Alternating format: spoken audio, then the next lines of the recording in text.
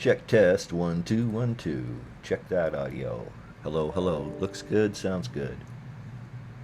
Check test. Awesome. All right. Hey, everybody. Good evening. It is Tuesday, 7 p.m. Mountain Time, Mountain Daylight Savings Time. I am glad it is daylight savings finally, I'll tell you that. But I'm still waking up in the middle of the night. Sucks to get old, right? So, as always, we'll just kick around here a little bit, waiting for a few more folks to join up and say good evening to the guys and gals that are already here. We've got Tim in from Ohio, Richard's in from Germany, 2 or 3 others in there, but they haven't identified themselves, which is all right. But yeah, if you'd like to drop a comment over in the chat window and let us know where you're watching from tonight, that would be great. I've tried melatonin, just doesn't work.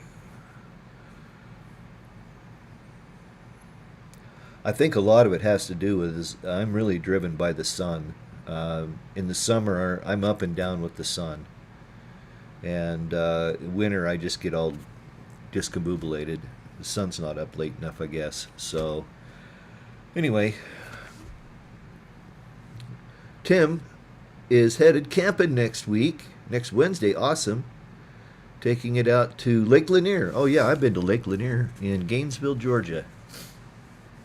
Yeah, that's a really cool place. I like it out there. So good to hear that. I know Tim mentioned earlier when we were chatting offline that he's got a couple things going on. They're headed out a couple weeks to do some camping in their rig. And he's getting the 12-volt conversion on his Norcold. That basically what the 12-volt conversion is they take the whole back of the fridge off. So the way those things work is the compressor, the condenser, everything is all one unit. And basically it is masticed with this thermal paste to the back of the unit of the fridge. And when they replace it, they take all that off, they put a brand new on, but it only has a 12-volt compressor. I was mentioning to Tim in the chat earlier that I watch Morton's on the Move. They're a YouTube channel, young couple, but Tom is an electrical engineer, so of course that gets my, jizz going because I love goofing around with electronics and electrical stuff and all that. So he put a Tesla battery in his fifth wheel. I think that's probably a little more ambitious than I'm going to be, but yeah, so you might check their channel out. He did that 2 or 3 years ago, and then they just built kind of an overland vehicle, like a 1.5 ton, I think, Dodge. Gosh, I don't remember.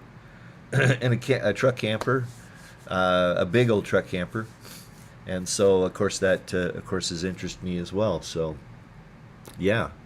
Speaking of that, I am so sick and tired of scraping butyl tape off the windows and luggage doors, compartment doors. I think I finally got everything done today. In fact, it was finally warm enough here that I got my pressure washer out and I was able to set the windows up outside and get them all blown out. 27 years of dirt laying in the tracks, the sliding window tracks and stuff, and so they were in pretty rough shape. I've got all the seals identified but one, I should say, and it's a really strange one. It's angled and yeah, it's really weird. So, and I haven't been able to run that one down yet. I found an old catalog. They're HERS, H-E-H-R windows.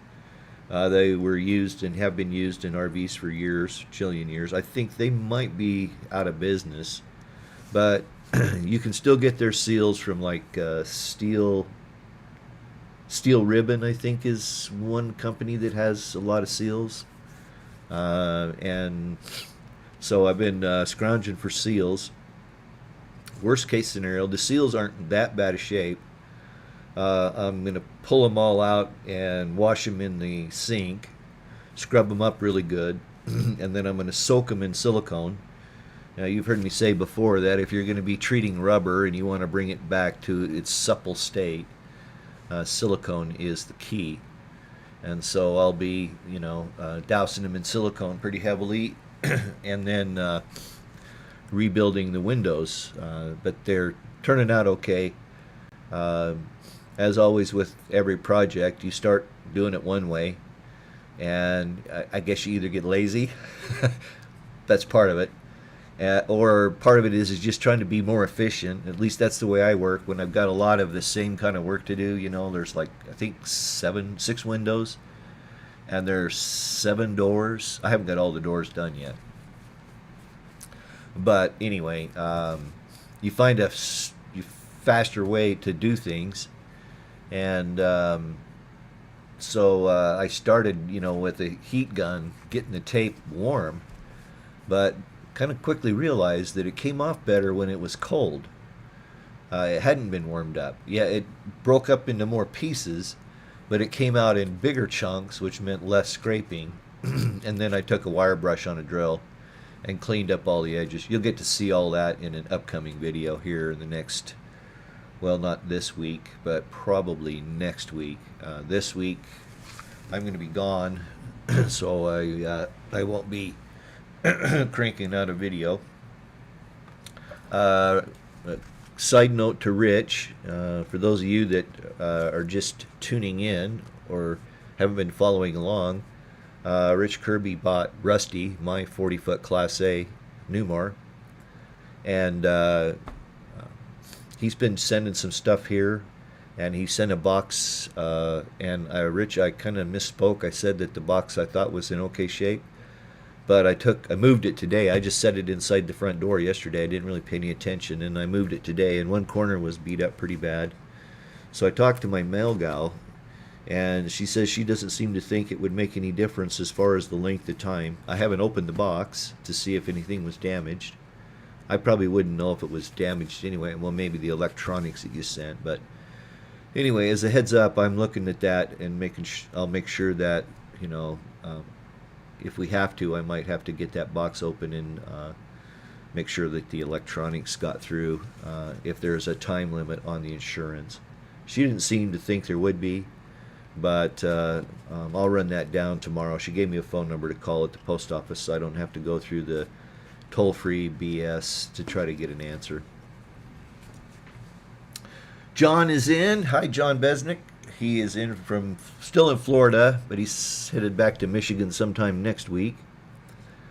Yeah, spring is in the air for sure. As I mentioned a minute ago, it was warm enough today that I could get the pressure washer out and pressure wash the windows, and actually pressure wash the front of the house too and the sidewalks while I was at it. But yeah, but it was funny because Saturday was a beautiful day. It was 60 degrees. Sunday we had about 2 inches of really heavy wet snow. Yesterday it was in the 40s, and today it's back in the 50s, and they're calling for upper 60s this weekend. So, we're going to keep our fingers crossed for that one. Wandering Heart is in. Hi, Wandering Heart. So nice to hear from you tonight. I was mentioning earlier that my sleep schedule is AFU, all fouled up. And so I've tried melatonin, several types. I tried another one that I saw at Costco here in the last couple weeks. And I guess I'm just bound to get up at somewhere between 3:30 and 5 o'clock every day. I guess you get up and watch the news or watch YouTube videos, but yeah. As always, if you have an RV-related question, you could throw it over in the chat window, and I'll see if I can answer it for you. I did have a couple come in that we'll go talk about here in just a minute. But, yeah, so if you have a question, be sure and throw it in the chat window, and we'll see if we can get an answer for you. Oh, look at that. So, Tim has been down to Lake Lanier there in Georgia too. That's a pretty popular lake. John says, I've been on the move, so I've missed my programs. Looking forward to getting home and catching up to your programs. Well, thanks, John. I appreciate that. I totally get it, just as a reminder, something I announced at sort of the end of the stream last week, that starting the 1st of April, the first Tuesday in April, there will only be one live stream per month. That will be the first Tuesday of the month. If you would like a reminder, if you go over to my page and where you subscribe, there's a little bell set next to the subscribe button. If you click that bell, you'll be notified, usually about 30 minutes before the stream starts. At least that's the way it works on some of the others that I stream. And that way you'll be able to catch me if you're, I know it's, I'm just going to be too dang busy in April, and it looks like most of May now, that Tuesdays are just going to be tough for me to get to more than once a month. So we'll see what happens after May. I think what you might see happen is that by the end of May, I hope to have the truck camper done and be able to go out, and I'll go live from the field somewhere. You know, I might be up fishing or something like that. So I've got pretty good places I know I can go, and with my cell phone booster, I'm sure I can get live, especially 2 or 3 of the places I'm planning on going this summer. So that should be really fun. So you can look forward to that. Hi, Tom Downey. He's in. Oh, Lola's in. No spring there. 8 inches of snow yesterday, and a little today, and a little cold. Yeah, spring's on the way, Lola. It's here now, and it's headed west. Headed east. So I think you're probably about a day behind us. But today was moderately okay. Tomorrow, hopefully, it'll be in the 60s. By the way, how's the audio tonight? I've been messing with the mic a little bit. Let me check over here. Might feedback a hair. By the way, how's the... Okay, well, it kind of sounds all right. Yeah, I made some changes to my desktop here and moved a few things around. I had way too many cables hanging out in the area, and I kept snagging stuff. So I reorganized my desk and changed where the microphone was working, and it sounds like it's good. Okay, great. Vincent, RV Life, hi. Great to have you here tonight. Here's a question. When I upgrade to lithium batteries, do I need to upgrade the converter? You will need to find out. Do you know what kind of converter you're going to have? Because a lot of them, anything that you've got in, say, about, well, the Magnums, the Xantrex, their older ones work just fine. The key is that the inverter, if you will, I'm going to call it inverter, should be an inverter charger, by the way, but you need to be able to program the charge characteristics. The way lithium batteries charge is different than lead acid. Just real quick, we got a minute here. When you charge a when you charge a lead acid battery and lithium, they both start with bulk charging. And so what bulk charging is that whatever the charge source is, whether it be your charger on your inverter, solar, alternator charging, or shore power, or wherever you're getting that charge current from, will send as much current as possible until the voltage at in the battery gets to a certain point, to where it transitions to what's called the absorption phase. Once it hits the absorption phase, typically lithium batteries they limit the length of the absorption cycle. I can think that Battleborn's, I think, was 30 minutes. So they don't want the absorption cycle to run more than 30 minutes. On lead acid, that absorption cycle lasts a much longer time. Okay, it could last 2 to 4 hours on the absorption. And then you'll go into the float, which is just, you're replacing whatever's being used in the battery at any one time. Those voltage points where it switches from bulk to absorption are different. And you need to program that in the inverter, charger, converter, whatever you want to call it. And a lot of, like, I know the Magnums, I know that the Xantrex do, um, the older ones, right? So we're talking like, well, I had a 2004 Magnum and it was programmable. You could go in and set up the characteristics you needed to set up. Depending upon who your battery manufacturer is, you can go to their website typically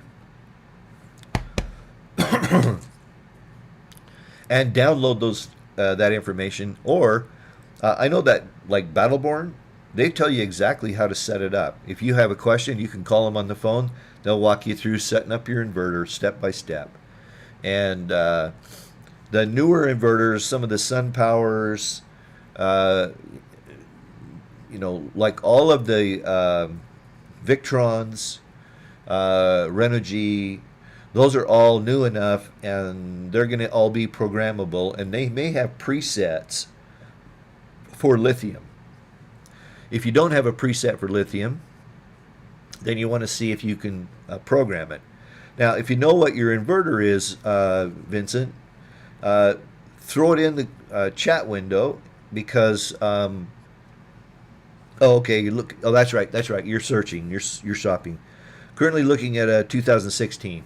Okay, a rig that new, you should have a programmable charge controller or a programmable charger in the inverter that you can set up. Excuse me. Just a second here. I got to clear my throat. I don't want to blow you out here.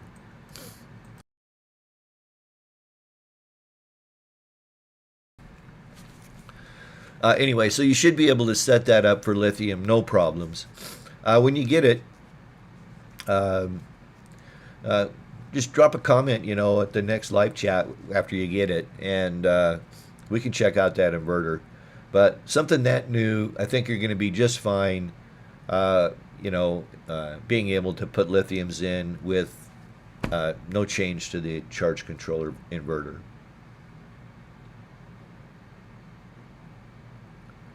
Hope that helped. John says, thanks. Do appreciate it. You're are good people. Yeah, just for the record, I miss all you guys. You're all good people. Well, thanks. Yes.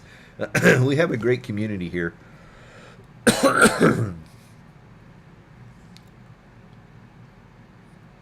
Tom Downey says it's 65 and the flowers are in bloom.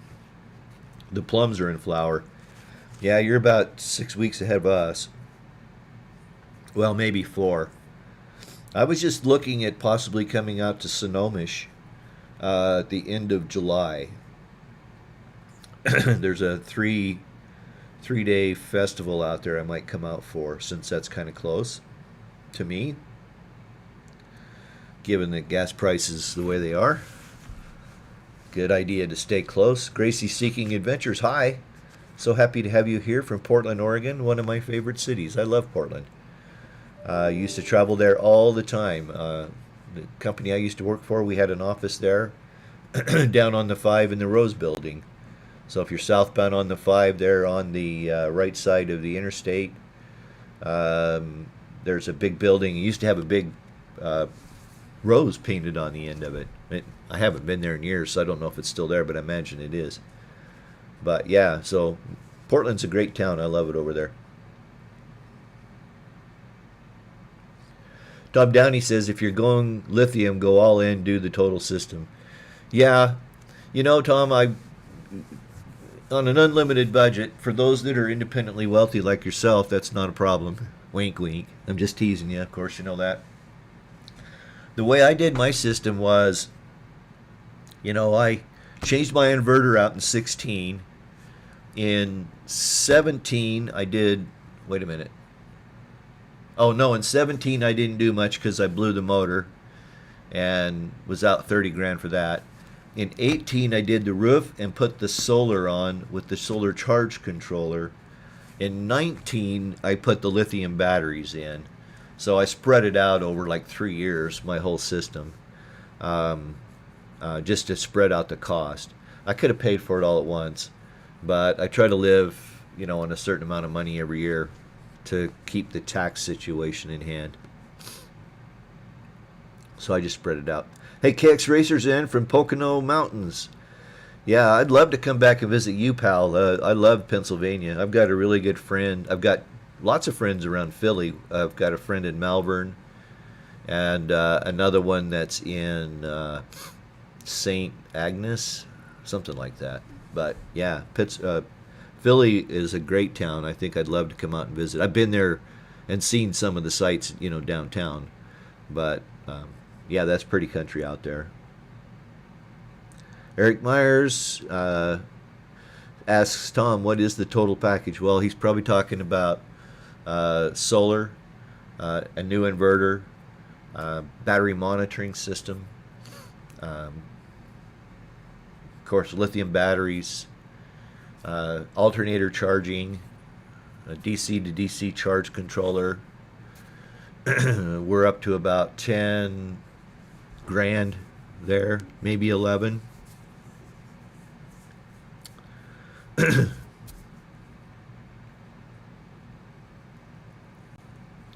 Yeah, Tim agrees with me. Yeah, the total system's big bucks. Eric Myers, 80s, almonds have bloomed, peaches have bloomed. Yeah, wouldn't that be nice? Hey, Roundtown Scouters in from Carlsbad. Great to hear you. Great to see you. Eric Meyer says, good street food in Portland. Yes, and I agree with that. And the people in Portland are super nice people. We were downtown, this has been a number of years ago, at a cigar bar. And it was cigar and whiskey. And then we walked across the street to this other place that had live music. And everybody was just super friendly, really nice people in Portland. I was impressed. I can't say the same about Dallas, although I liked Dallas, but everybody there was kind of a jerk. Gracie Seeking Adventure says, TR, I am going to be taking my 2003 Itasca Sundancer to Northside Ford Trucking in North Portland to be fully serviced before I hit the road full time. What do you suggest I have done? Well, obviously, all oil, all filters. If they'll service your generator, ask them to service the generator for you. They may or may not do that. That's a gasser, right? Make sure you get a fuel filter. Make sure that they lube the chassis. Check all your tires. Make sure they're in good shape. No weather checking or anything like that. I just published a video about dewinterization. And in there's a checklist that you can actually get the checklist from my website, trbolin.com. And it's the spring maintenance dewinterization video I posted about 2-3 weeks ago, something like that. And associated with that, there's an article on my website, and there's a checklist that gives you a list of all the things you should do for maintenance or spring startup. I'd highly recommend you go pick that up, Gracie. Let's see here. I think I can slip over real quick and, well, you should be able to find that. Just go over to my website, trbolin.com, and look for spring maintenance dewinterization. It should be right at the top of the list of articles. That should get you going. Yes, definitely transmission flush. Check the brakes. Oil change for sure. On the engine, it's a gasser, and just regular maintenance is really all they need. How many miles do you have on it, Grace? Gracie?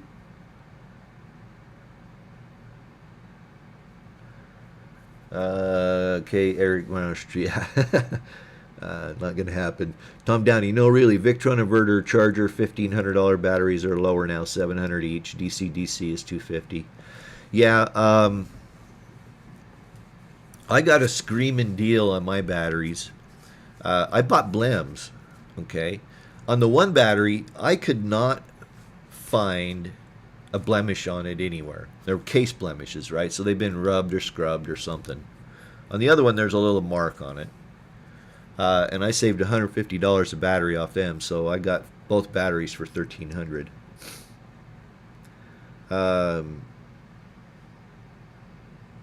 Tom Downey says, check Amazon. Yeah, you know, I swear by the Victron gear, and here's my issue I'm running into. Okay, I have a truck camper. I figure I need a 2,000 watt inverter max. All right, I can, you know, I'm thinking a microwave, 1,000 watts, maybe 1,100.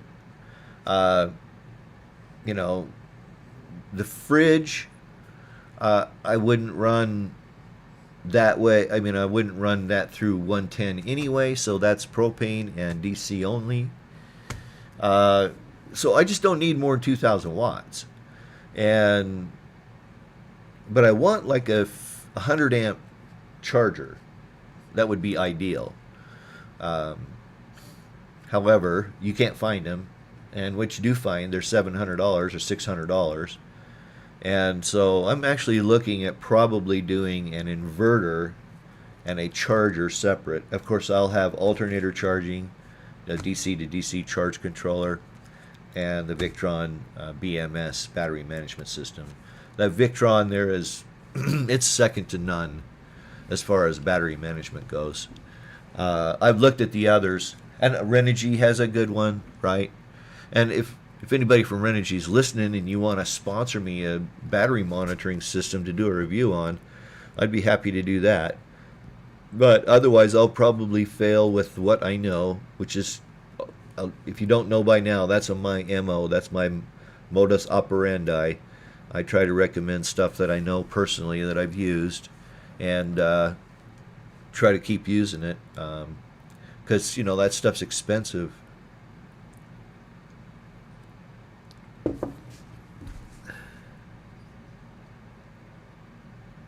Good point, Tim. Yeah, coolant flush for sure. Depending upon how many miles you have, just a little over 40K, and it's let's see, what year is it? 2003. Yeah, definitely have them do a coolant flush while they're doing the trans flush. Now, be careful if you've got a newer rig. You don't have to worry about this. Okay, on the 2003 Itasca, you don't need to worry about this. But on these newer transmissions, I've done a little reading because I just had the transmission flushed in my pickup in the Chevy, and I'd been doing some reading before I took it in. When I decided, you know, because I thought, well, maybe I could do it myself, and no, you can't do that yourself, not on the newer rigs. And in some of them, they say don't flush because it cleans up the transmission so much that it could start slipping again, if it was slipping before. So, but it didn't seem to have any effect on mine at all. It's just fine.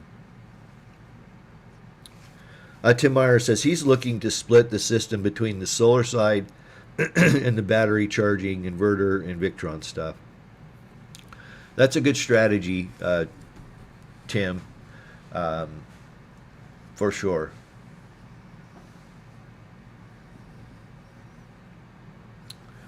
Ray Castillo's in. Hi, Ray. He has a 2008 Winnebago Sightseer. What is the best place to purchase a toilet, hot water heater, and the main door lock? Well, you can get all of those from Amazon. And if you'd like to support the channel, I'll do a shameless plug. It's about that time. It is. It's 7:30. I'll get a small commission. You'll pay the same price.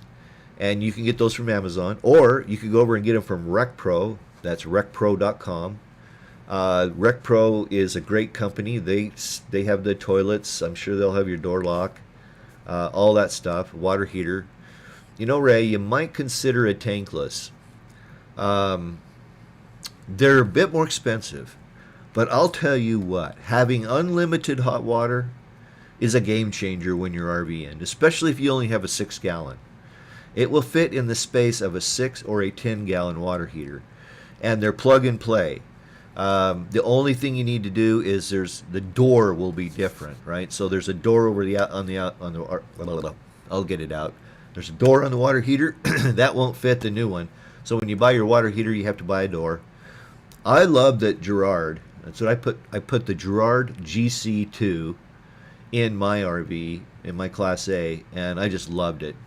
Endless hot water, sipped propane, and so I can't say enough good about tankless water heaters.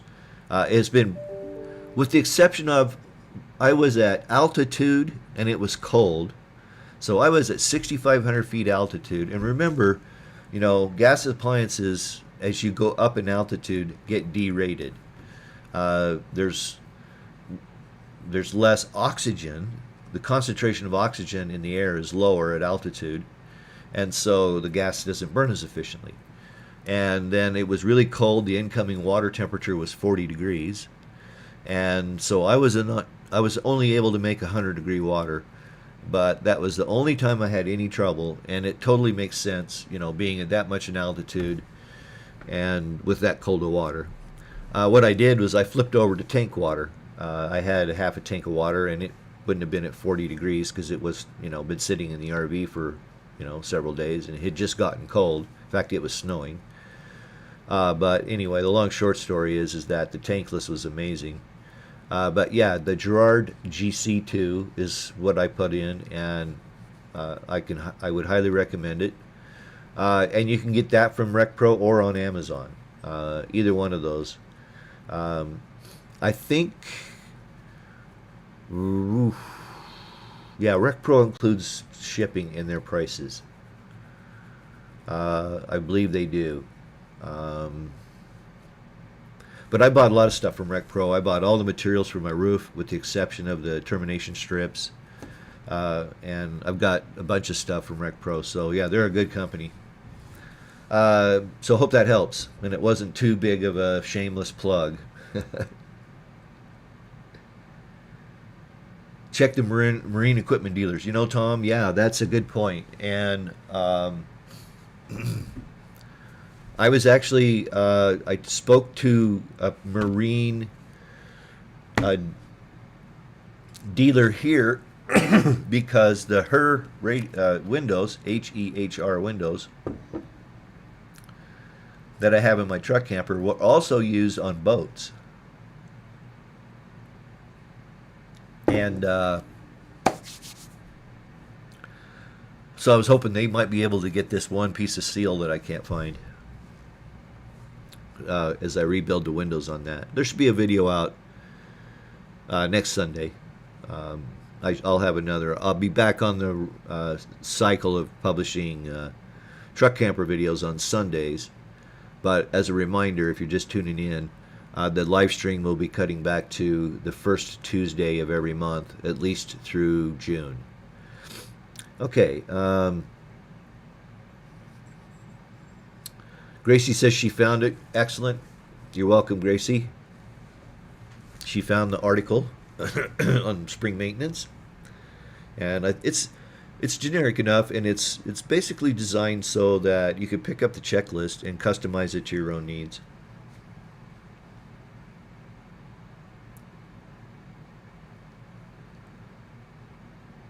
Eric Myers says his Discovery was heating up, going up hills. He did a coolant flush and has got no more problems.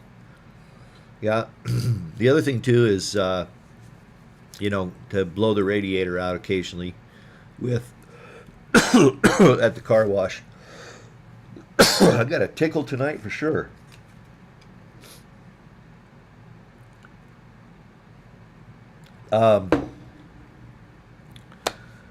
We were talking about stuff on your inverter that you need, the total system, and something just came to me. You need a disconnect switch. You might have to have a disconnect switch added to your new RV, Vincent. It's been my experience that they just don't put them in for some reason.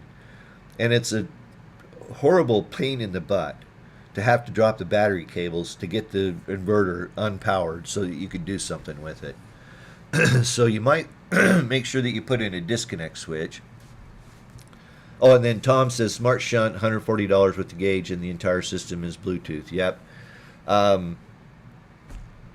And what the shunt does is, well, how about that? I just happen to have this that I can share with you today.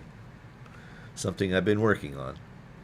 Let's see here. If I go here, I think that kicks me over. Yeah, okay. So that you can see this.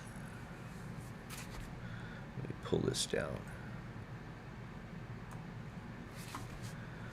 Okay, so this is just an illustration, a graphic that I'm putting together for the video I'm doing. But what this is designed to do is to show you how a shunt works. This device right here is the shunt, this guy right here. And what it does is it measures all of the DC current going to and from the batteries. So the way it works is you have this bus bar here. All of your negatives are tied to the same bus bar. And then that bus bar is tied to the shunt, and then the shunt is tied to the batteries. You have to have all of the current coming from your house batteries going through the shunt, or it's not going to register or measure properly how much power you've either gained or lost. And then, of course, the rest of this is just your ancillary equipment. Of course, that's your charger inverter, solar panel, solar charge controller, and in my case, the Victron BMS 712 battery management system. I really like that one. It's Bluetooth. Yeah, it's a little bit more expensive. Tom points out that there's a good smart shunt out there for $140. I think the Renogy shunts are right in that same price range. And if push comes to shove, when I get right down to it, I might end up going with the Renogy, because I'm actually leaning towards a Renogy inverter charger, and a Renogy DC to DC charge controller.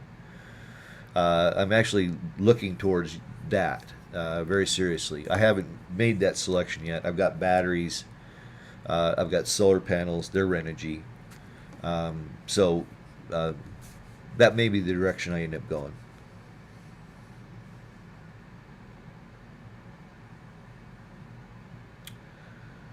Tim Myers asks, do I know when I will take Bubbles on my first trip? You guys in the Bubbles, all right. It may end up being called Bubbles. I kind of like it. It's, kind of a stripper name, but it's all right. As soon as I can. I'm hoping that by the end of May, I've got it back together. It might be sooner than that. But, runoff season starts in about 3 weeks to 4 weeks here. And, end of May, of course, is Memorial Day, right? And the rivers and streams are always running high. And so most of the reason I'd want to go out would be to fish. But I'll still go out as soon as it's ready. I'll probably go to Birch Creek, which is north of me about, maybe 100 miles from here. But it's one of my favorite places to go fishing. And it's a great 14-day BLM dry camping, dispersed camping, if you will. There is actually a video on my channel, a tour of the Birch Creek campground. It's probably 2 or 3 years old now, maybe older than that. But it's a fun little place, and I'll be headed up there just as soon as I get the truck camper ready to get back on the road.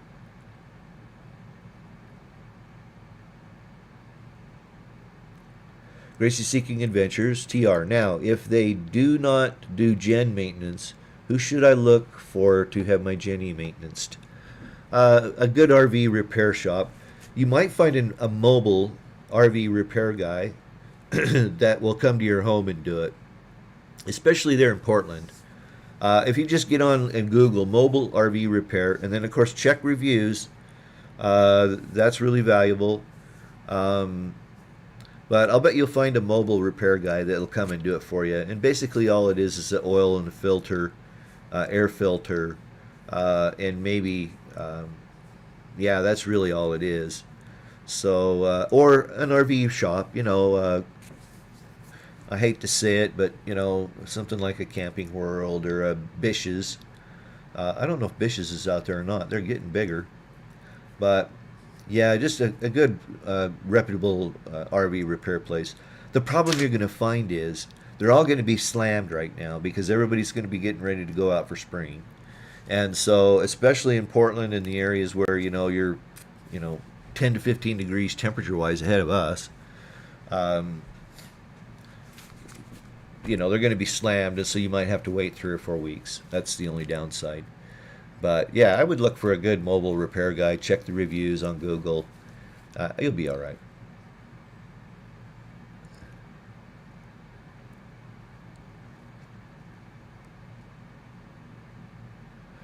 Tim says before he makes any move, he'll be sure and talk to me and Tom. Hi, Joshua Brumstead. Brumstead? Hi, Joshua. It's so nice to have you here.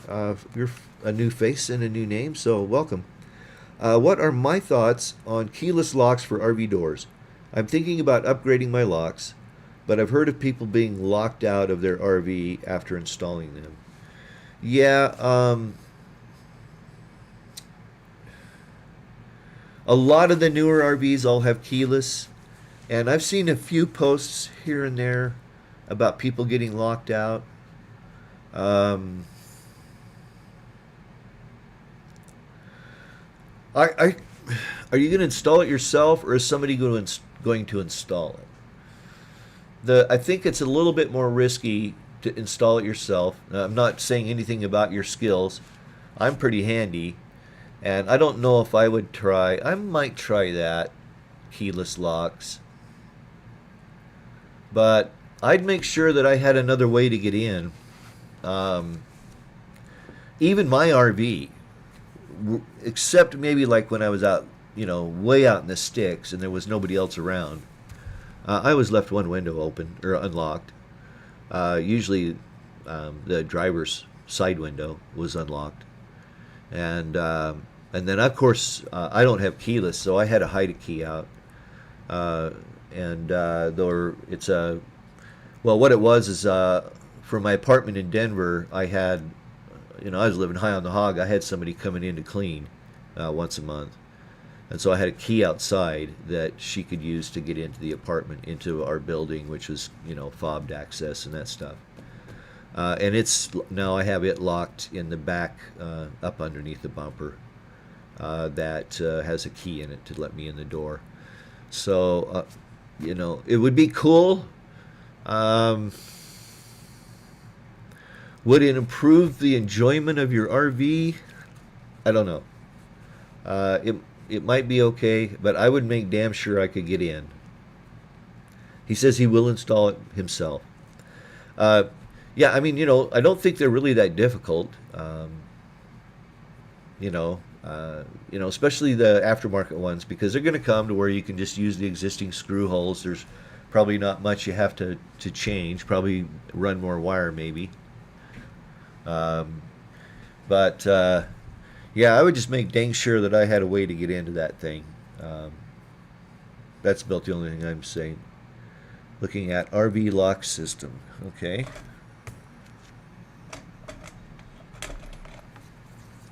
As always, if I don't know something about something,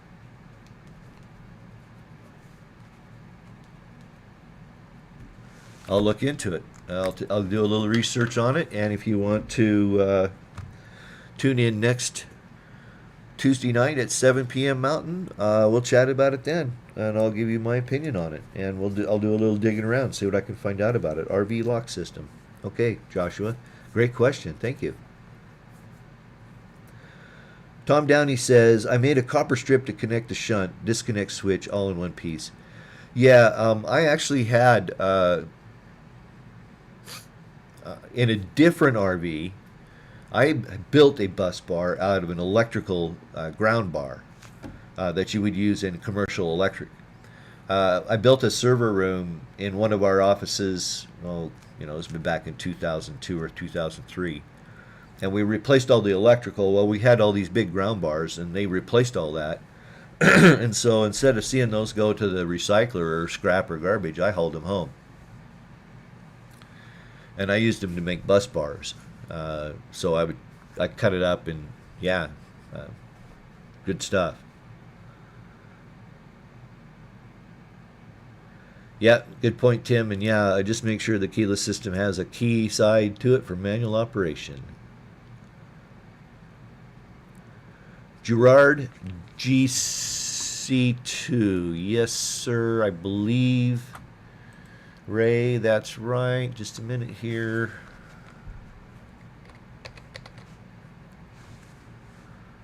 I think it might be.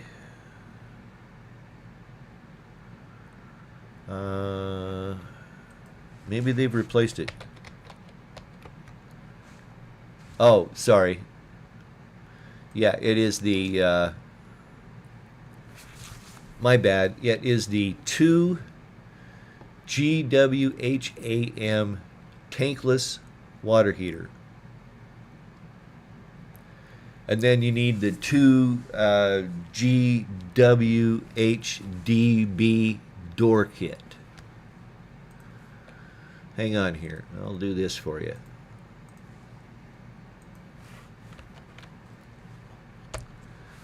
That will be the water heater.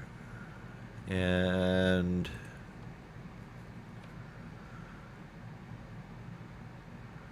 this should be the door.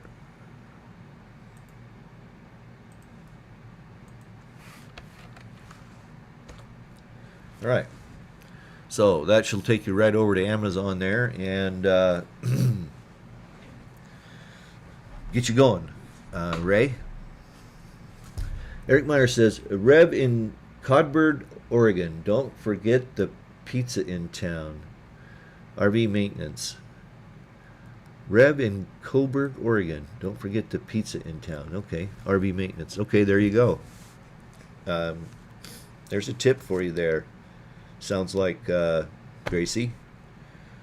Somebody you could reach out to do that generator maintenance for you.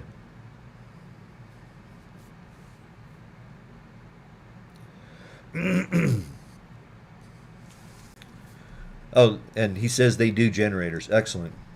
So there you go. That's a great contact. That's what I love about this is getting people together. Tom says most have battery backup built in the lock. Yeah, but that doesn't stop mechanical failures or electronic failures. You know, your key fob gets hammered somehow or lost. Both of them.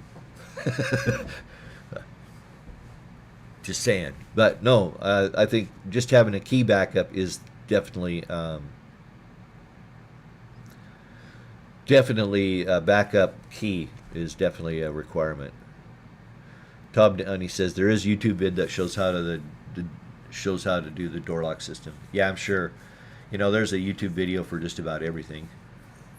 What time's it getting to be? 7:48. All right, let's have a shameless plug here. Inviting you to go out and visit my website at trboland.com. Lots of good information out there. Stuff that I think you'll find really handy. Maintenance advice and those sorts of things. If you'd like this video, give me the thumbs up. I always appreciate those. If you're not subscribed, please do subscribe. Ring the notification bell so you'll be notified. Remember, the streams will be changing to the first Tuesday in the month, starting in April, instead of every Tuesday. April's just getting really busy, got a lot of stuff to get done, and May is looking to be the same. And so I'm going to loosen up on the live streaming. And then in June, we'll be back the first Tuesday, and then after that, and maybe even earlier than May, I might drop a quick live stream up if I get out sooner than Memorial Day weekend to get out and do some fishing. I'll either go up to Birch Creek or I'll head over to Hay Spur Fish Hatchery. And there's a video about Hay Spur Fish Hatchery on my channel as well, my YouTube channel. Tim Meyer says, I will be having Cummins Coach Care do my 1,000-hour maintenance on generator in May. Yes, Rusty's scheduled to go to the cat dealer in 8 days. to get his spring maintenance, oil, filter, lube, chassis, and generator serviced. That's on the I think it's 8 days. No, it's more than that. It's like the second Wednesday. It's the first Wednesday in April that he goes over there.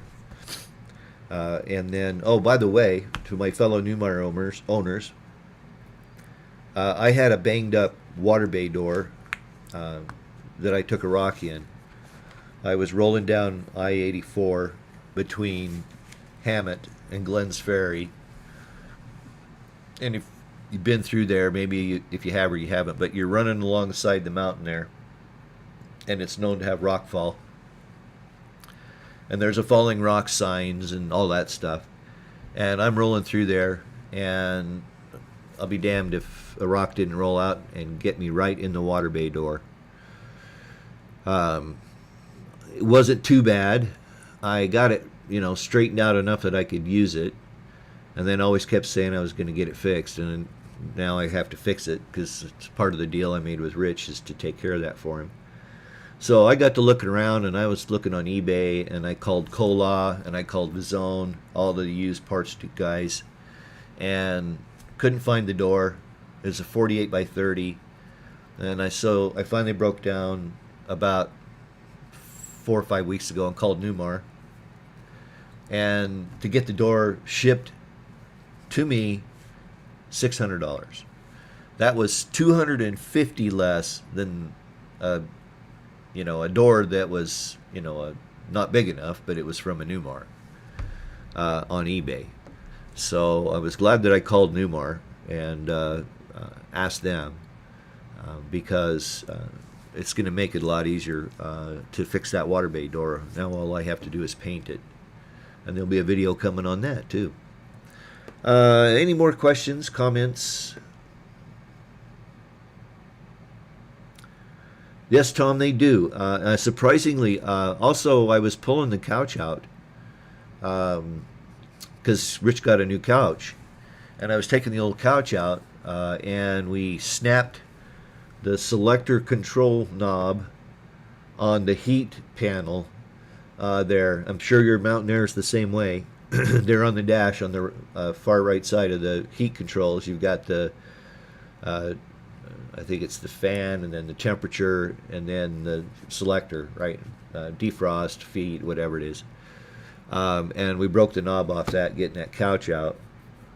And I thought I was going to have one hell of a time getting that. And Newmar had it in stock for $19. So it should be here, well, within the next day or two.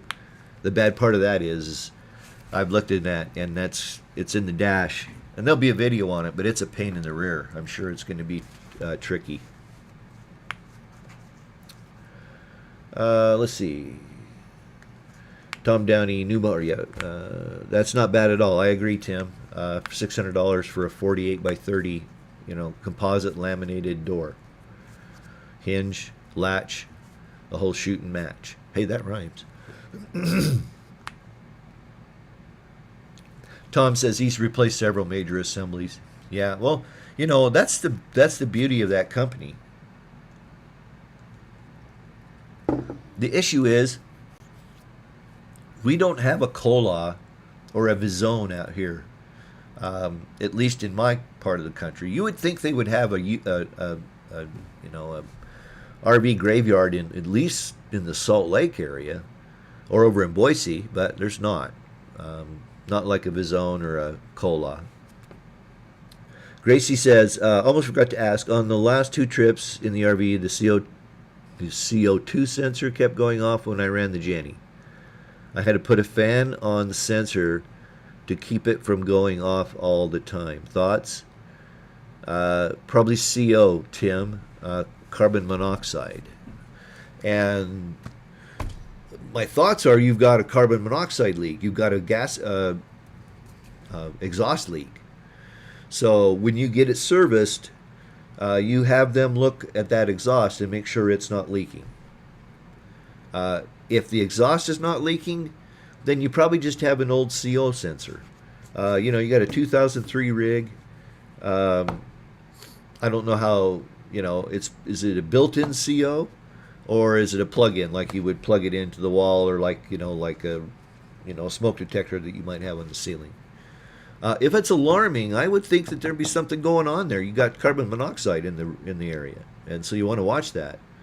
So yeah, I would make dang sure that when you get that generator service, that you get that exhaust pipe inspected and make sure the exhaust is all connected and going outside.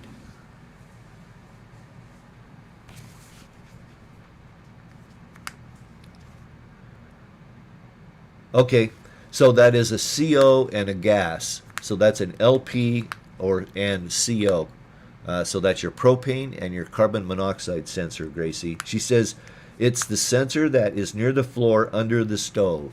And that's typically where they'll put the LP detector. The LP detectors will always be low because propane is heavier than air.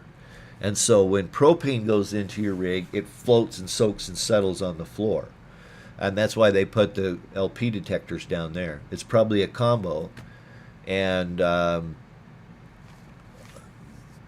you probably have carbon monoxide gas in the RV with you. So yeah, get that exhaust pipe checked. If the exhaust pipe checks out, then you might have to replace that. They're about the built-in wire, the built-in ones. Easy to replace yourself, Gracie. You could do it. They're about $50, $60. There's one on my truck camper renovation list, as a matter of fact, over on Amazon. One last final plug tonight. Sorry, folks. Anyway, and that'll get you started on trying to find a replacement if you have to replace it.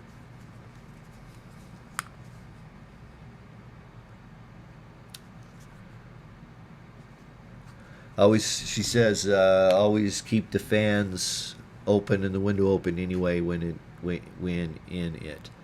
Yeah, that's a good call.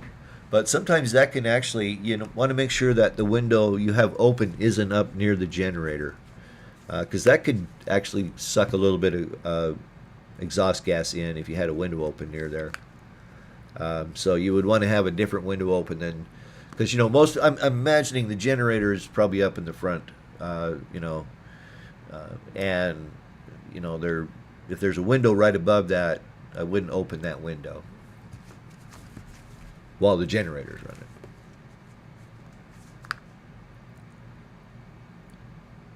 Yep, Tim, you're right. CO detectors also have an expiration date. 10 years is the maximum on those. Verify against new if you need to, but yeah, play with that. Assume it's giving you a correct reading. Always assume the most safest is that, yeah, you have gas in there, and you need to get it checked out. Ace's Black Star. Hey, Ace. He asks, I recently had a power surge and my microwave went out. Is there any alternative to the Dometic over-the-top microwave? Yeah, there's nothing special about the Dometic. You could buy any microwave that fits in the space.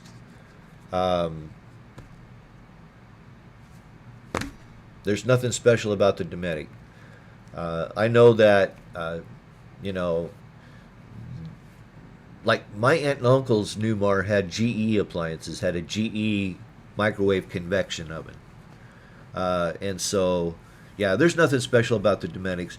They might possibly be built a little tougher. As you roll down the road, it's like a rolling earthquake. So they might be a little bit more durable, but they're also 3 times the price. I think you could find a microwave that would fit in the space. You might have to fabricate your fabricable a little, maybe a flange to fill the hole or something like that, to make it, like a trim ring around it to make it look pretty. But I think you can run any you can run any microwave in there. There's nothing special about it. Hope that helps, Aces. Okay, Gracie says it's in the back passenger side is where the Jenny is. Okay. Yeah, I just don't have a window open in that back side if you're going to have windows open and the generator running. But yeah, check it out. That's serious. I don't want to scare you, but I want to scare you. Get it checked out. All right. Hey, it's 8 o'clock. Any last questions, comments, shout outs? Thanks, Ray, for your great questions tonight, and Gracie and Tom and Tim and Aces, Eric. You guys, you know, it's always great to have everybody here, and I surely do appreciate your participation, and I look forward to seeing you next week. But if there's nothing else, I'll hang here for just another minute because I know there's some latency. Thank you, Gracie. That's very kind of you. Yep, see you next week, Tim. Oh, looks like I missed a comment from Tom here. I was just scanning back. Right side lower corner totally smashed by a bear. Oh, that's a drag. Yeah, well, I had the right fender wheel trim and electrical compartment door and battery compartment door removed by a blown tire on I-40 in Tennessee, about 60 miles east of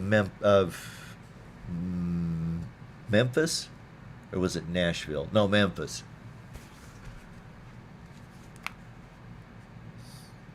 Okay, we'll call her good. Thanks, everybody, and until next week, peace. Goodbye. Tom says the bear ran away. Yeah, but the RV did too. It's just uglier. I bet you that bear got his clock wrong, his bell wrong. Now, where's my control here? Good night, guys. See ya.